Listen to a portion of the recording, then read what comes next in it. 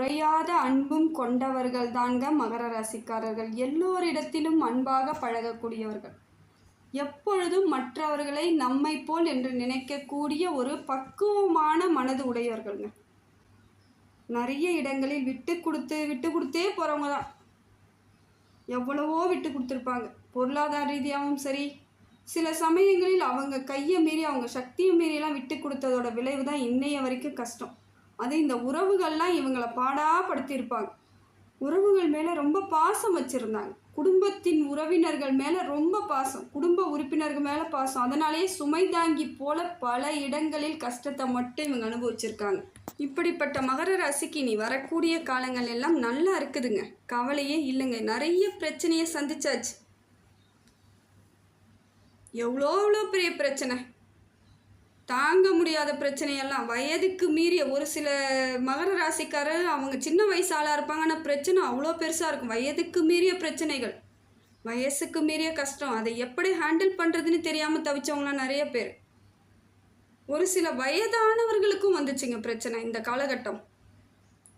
அவங்களோட அனுபவத்தை வச்சு அவங்க பாடாப்பட்டாங்க. என் வயசுக்குமே இவ்வளோ கஷ்டம் இல்லை, இது என்ன இவ்வளோ கஷ்டப்படுறனே அப்படிலாம் நினச்சவங்க நிறைய பேர். குடும்பத்துக்குள்ளே ஒற்றுமை இல்லாமல் போனது, கணவன் மனைவி பிரிவு, தாய் தந்தைகளிடம் பிரிஞ்சவங்க நிறைய பேர், ஒரே சண்டை போட்டுக்கிட்ட குடும்பம்லாம் நிறையங்க. மகர ராசியில் ஒரு குடும்பத்தில் ஒரே ஒரு ஆள் இருந்தால் கூட அந்த இடத்துல சண்டை வந்திருக்கும். அந்த மாதிரியான ஒரு அமைப்பு ஏற்பட்டு போச்சு. ஆனால் இப்போ எல்லாம் மாறிடும். அதே மகர ராசிக்காரர்கள் அந்த இடத்துல இருந்தால் இன்றைக்கி செல்வ செழிப்போடு அந்த குடும்பம் இருக்குதுன்னு அர்த்தம். அப்படிப்பட்ட ஒரு அமைப்பில் வரப்போகுது. ஏன்னா கணவன் மனைவி பிரிஞ்சவங்களாம் நிறைய பேர். குழந்தைக்காக வாழறேன்னு நிறைய பேர் வாழ்ந்தாலும் சில இடங்களில் மனசு ஒப்பாமல் வாழ்ந்தவங்களாம் வாழ்ந்துட்டுருக்கீங்க இப்போ வரைக்கும். ஒரு சில இடத்துல அதுவும் நடக்குது. எல்லாம் மாறும். அந்த மன ஒற்றுமையெல்லாம் இப்போ கொடுக்கக்கூடிய காலகட்டத்தில் குரு பகவான் இருக்கிறாருங்க. குரு பலன் உங்களுக்கு நல்லா இருக்குதுங்க. நல்ல பண வரவு, பொருளாதார மாற்றம், தொழில் வளர்ச்சி, கணவன் மனைவியிடையே ஒற்றுமை ஏற்படும். பிரிந்த குடும்பங்கள் சேர்வதற்கான வாய்ப்பு, பிரிந்த கணவன் மனைவி சேர்வதற்கான வாய்ப்பு.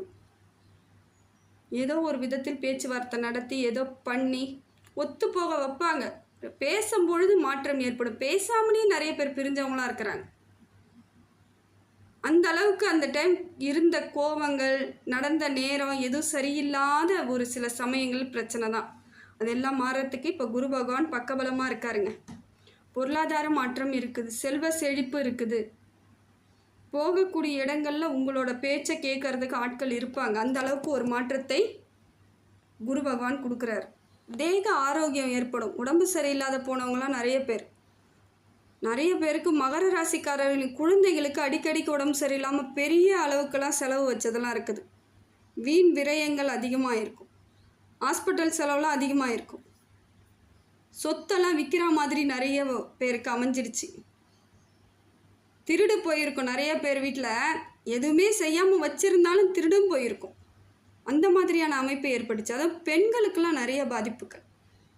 பக்கம் அக்கெல்லாம் ரொம்ப குடைச்ச கொடுத்துருப்பாங்க. சாதாரண குடைச்சல்லாம் இல்லை, இப்போ எல்லாமே மாறும் பாருங்கள். என்னென்னலாம் பண்ணாங்களோ அதுக்கெல்லாம் மாறுதல் கிடைக்கும். உங்களை இனிமே கௌரவப்படுத்துவாங்க. அந்த மாதிரியான அமைப்பை உங்களுக்கு குரு பகவான் கொடுக்குறார். நல்லா மாற்றம் தாங்க. இதை பயன்படுத்திக்கிற விதத்தில் பயன்படுத்திக்கிட்டிங்கன்னா உங்களுக்கு மாற்றம் ஏற்பட்டுடுங்க. அதுக்கடுத்து பார்த்திங்கன்னா சனி பகவான் இப்போ தான் உங்களுக்கு 7:30லேருந்து முடிச்சுட்டு வெளியே வந்திருக்கிறேன்றீங்களா, சரியாக போயிடும். 7:30 பாத சனிக்கு வரும்பொழுதே ஒரு சிலருக்கு நல்ல பலன் கிடைக்க ஆரம்பிச்சிருச்சுங்க. பெரிய பிரச்சனைலேருந்து அப்பயே கொஞ்சம் பேர் விலகிட்டாங்க. இன்னும் இல்லைங்க, இன்னும் நான் பிரச்சனையிலே இருக்கிறேன்றவங்களுக்கு இப்போ மாறுதல் ஏற்பட்டுடும்.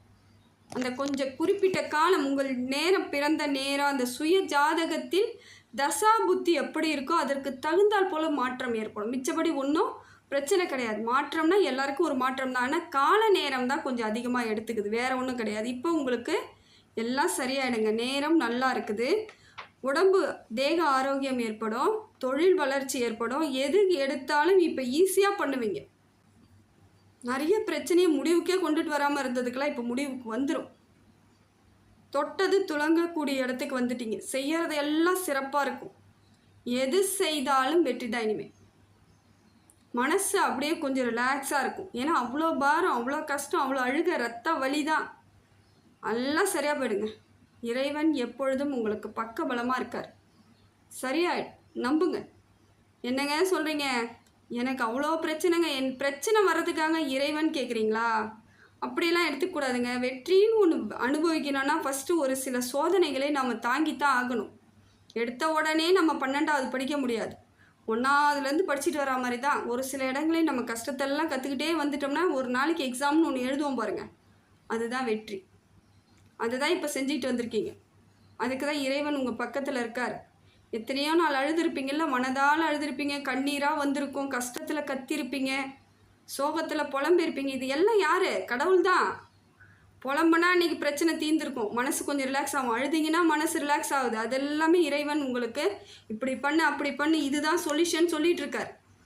மற்றவங்களுக்கு வேணால் நீங்கள் அழுகிறது மற்றவங்களுக்கு வேணால் கஷ்டமாக இருக்கலாம், அழுகிறது கஷ்டமாக இருக்கலாம், இல்லை அவங்க கேலி கூட பண்ணியிருக்கலாம். அதெல்லாம் நாம் பெருசாக எடுக்கக்கூடாது. அன்னைக்கு நாம் எப்படி இருந்தோம் அதை தான் நீங்கள் பார்க்கணும். 10 நிமிஷம் அழுதுருந்தா நமக்கு பாரம் குறைஞ்சிரும். அது போதாதா? அதுதான் இறைவன். அதே போல் ஒரு நாள் சிரிப்பீங்க இல்லையா, அதுதான் இறைவன். வெற்றி அடையும் பொழுது ஒரு சந்தோஷம் கிடைக்கிது இல்லையா, அதுதான் இறைவன். அதை உணர்ந்தவங்களுக்கு மட்டும்தாங்க புரியும் வாழ்க்கையை வாழறதுக்கு தான் ஆண்டவன் நமக்கு கொடுத்துருக்கான்ட்டு. சனி பகவான் நல்ல மாற்றத்தை ஏற்படுத்தி நிறைய நிறைவான வாழ்க்கையை உங்களை வாழறதுக்கு ரெடி ஆகிட்டார். வேலை இல்லாதவங்களுக்குலாம் வேலை கிடைக்கும். நிறைய பேர் வேலைகளை இழந்திருப்பீங்க, காரணமே இல்லாமல் வேலையை விட்டு எடுத்திருப்பாங்க. இப்போ உங்களுக்கு நல்ல இடத்துலேருந்து வேலை வரும், அதை விட சம்பள உயர்வோடு கிடைக்கும். திருமண யோகம் உண்டாகும். பிரிந்த குடும்பங்கள் எல்லாம் சேரும். நிறைவான ஒரு அமைப்பிற்கு சனி பகவான் உங்களை கூப்பிட்டு போகிறாருங்க.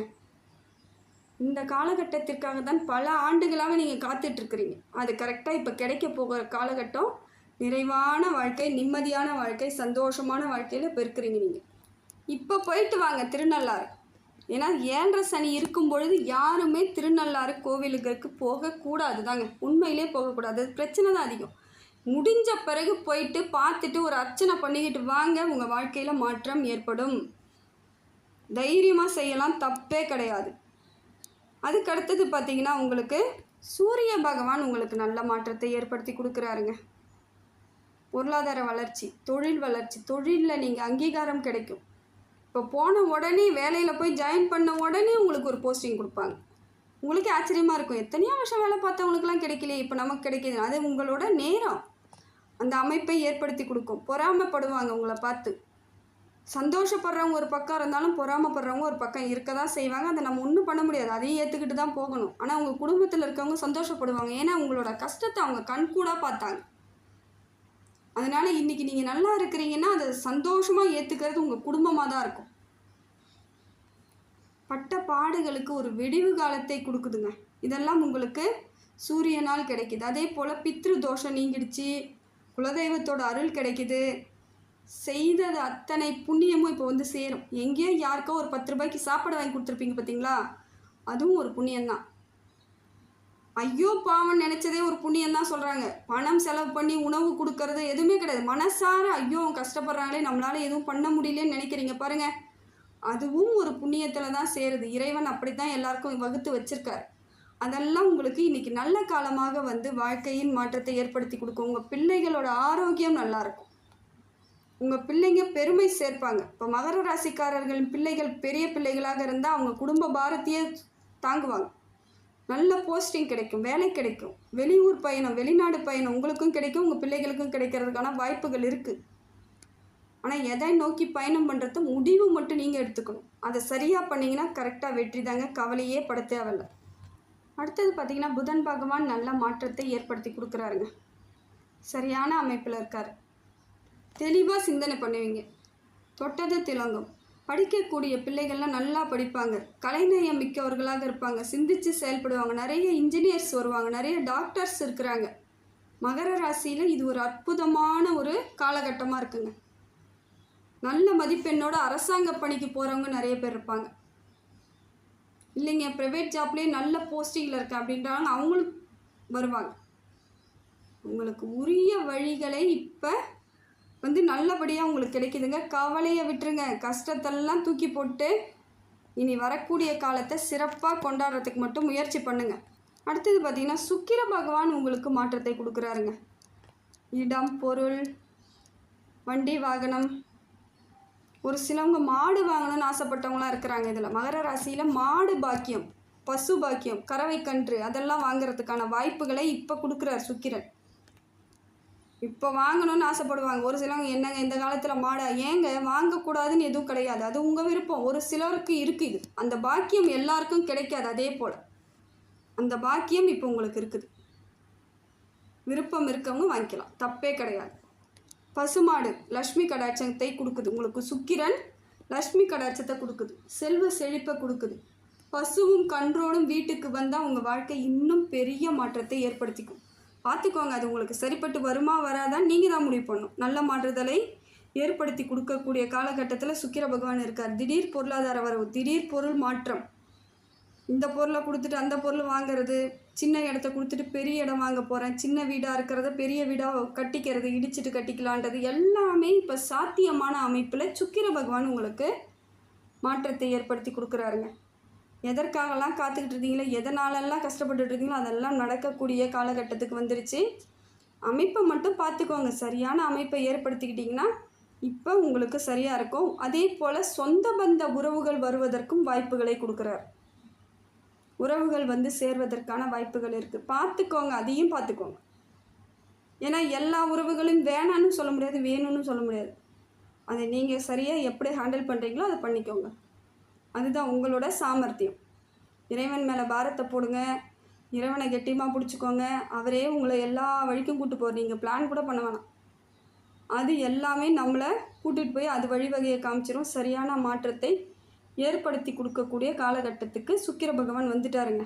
இப்போ பார்த்தீங்கன்னா குரு பகவான் நல்ல இடத்துல இருக்கார், சூரிய பகவான் நல்ல இடத்துல இருக்கார், உங்கள் ராசிநாதன் சனி பகவானும் நல்ல இடத்துல இருக்கார், சுக்கிரனும் நல்ல இடத்துல இருக்கார். அப்போ உங்களுக்கு இப்போ மாற்றத்திற்கான காலகட்டம் வந்துடுச்சுன்னு தானே அர்த்தம்.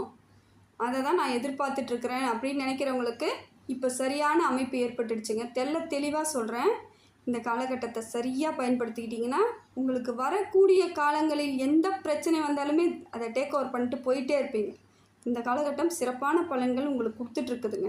அடுத்தது பார்த்திங்கன்னா சந்திரன் கொஞ்சம் மனசுக்குள்ளே ஏதோ ஒரு பயத்தையோ பதட்டத்தையோ கொடுக்குற மாதிரி இருக்குது. கவலைப்படாதீங்க, பழைய கதையெல்லாம் விட்டுடுங்க, புதுசாக ஏதாவது யோசித்து முடிவு பண்ணுங்க. சந்தோஷத்திற்கான வழிவகையை தேடுங்க. நிறைய சினிமா பாட்டாக இருந்தாலும் பரவாயில்ல கேளுங்க. அதே போல் பக்தி பாட்டு எது பிடிக்குதோ அதெல்லாம் செய்யுங்க. ஏன்னா பிரச்சனையிலேருந்து வெளியே வரும்பொழுது பாதிப்புகள் அதிகமாக தான் இருக்கும். மனது அவ்வளவு சீக்கிரம் நம் மனசு வந்து ஏற்றுக்காது. பிரச்சனையிலேருந்து வெளியே வந்தால் கூட அந்த பிரச்சனைக்குள்ளேயே தான் இருக்கும். அதனால் ஒரு சில இடங்களில் நீங்கள் தான் அதை சரி பண்ணிக்க முயற்சி பண்ணணும். அதே போல் சந்திராஷ்டமம் கொஞ்சம் உங்களுக்கு கடுமையாக தாங்க இருக்கும். ஒரு சிலருக்கு அந்த நாள் ஓரளவுக்கு சுமாராக போனாலும் ஒரு சிலருக்கு அதிகப்படியான தொல்லைகளை கொடுக்கக்கூடியதாக தான் இருக்குது. அது உங்களுக்கு கொஞ்சம் பாதிப்பு அதிகமாக தான் இருக்குது. சந்திராஷ்டமம் எந்த தேதிகளில் வருதுன்னு பார்த்திங்கன்னா இந்த மாதம் 5, 6, 7 மே மாதம் 5ஆம் தேதி 6ஆம் தேதி 7ஆம் தேதியில் வருது. அன்றைய தினம் புது முயற்சி எதுவும் பண்ணாதீங்க. சுப நிகழ்ச்சியை நடத்தாதீங்க. உங்கள் கடமை என்னவோ அதை மட்டும் செஞ்சுட்டு போயிட்டே இருங்க. வீட்டில் சண்டை சச்சரவு கோபம் இதெல்லாம் வச்சுக்காமல் இருந்துட்டிங்கன்னா அந்த காலகட்டம் உங்களுக்கு சிறப்பான காலகட்டமாக இருக்குதுங்க. அதை நீங்கள் சரியாக பயன்படுத்திக்கிட்டிங்கன்னா இந்த காலகட்டம் எதையெல்லாம் இழந்தீங்களோ அதெல்லாம் மீண்டும் உங்களுக்கு கிடைச்சிரும். மரியாதை, கௌரவம், அந்தஸ்து எதை எதிர்பார்க்குறீங்களோ அதுவும் உங்களுக்கு வெற்றியாக வந்து சேர்ந்துருங்க.